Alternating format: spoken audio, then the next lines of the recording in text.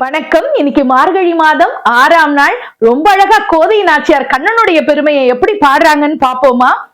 புள்ளும் சிலம்பினகான் புள்ளரையன் கோயிலில் வெள்ளை விழிசங்கின் பேரரவம் கேட்டிலையோ, பிள்ளாய் எடுந்திராய் பேய்முலை நஞ்சுண்டு கள்ள சகடம் கலக்கழிய காலோச்சி வெள்ளத்தரவில் துயிலமர்ந்த வித்தினை உள்ளத்துக்கொண்டு முனிவர்களும் யோகிகளும் மெல்ல எழுந்து அரியன்ற பேரரவம் உள்ளம் புகுந்து குளிர்ந்தேலோ ரெம்பாவாய் அப்படின்னு ரொம்ப அழகா பாடியிருக்காங்க.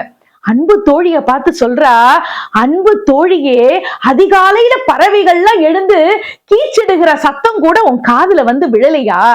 கருடனை வாகனமாக கொண்ட எம்பெருமான் கோயில்ல வெண்சங்கு ஒலிக்கிற சத்தம் இன்னுமா வந்து உன் காதுல வந்து விழல?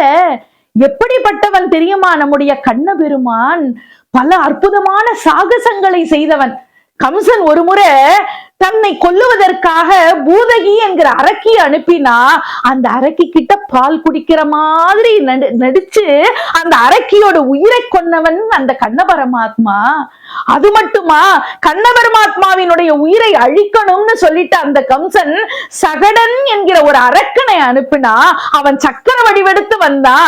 அந்த சகடன் என்கிற அசுரனையும் வதைத்த பெருமை அந்த கண்ண பரமாத்மாக்கு தானே உண்டு. இப்படி அவன் புரிந்த எத்தனையோ சாகசங்களையும் பெருமைகளையும் பாடி பாடி முனிவர்களும் யோகிகளும் ஹரி ஹரின்னு ஒலி எழுப்பிட்டே வராங்களே, அந்த சத்தம் கூடவா இன்னும் உன் காதுல வந்து விழல? அது கூடவா நீ கேட்காம தூங்கிட்டே இருக்க?